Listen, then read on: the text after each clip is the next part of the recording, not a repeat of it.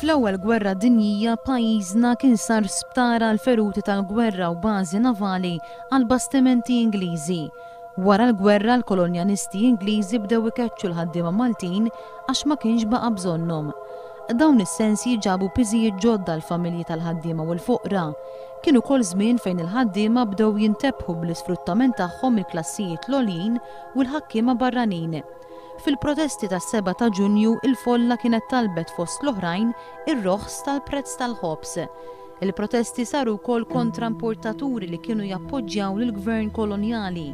Wara ordni tal-gvernatur, soldati Ingliżi fetħu n-nar fuq id-dimostranti u qatlu 4 minnhom: Lorenzo Dyer, Carmelo Abela, Giuseppe Bajjada u Emanuele Attart.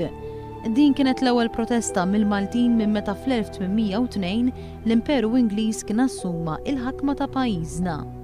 Huwa simboliku għaliex huwa dak il-mument li jiddefinixxi li l-poplu Malti meta wasal f'punt fejn kellu bżonn jesprimi ruħu, esprima ruħu u anki poġġa ruħu u poġġa membri tal-folla fil-periklu. Il-ġrajja tas-7 ta' Ġunju kienet katalist tal-ġrajiet oħra importanti fl-istorja ta' pajjiżna.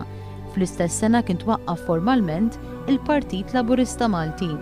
It-twaqqif tal-Partit Laburista kien importanti għal kisbiet li għamlu wara t-tieni gwerra dinjija l-ħaddiema Maltin u l-ġlieda għal ħelsien.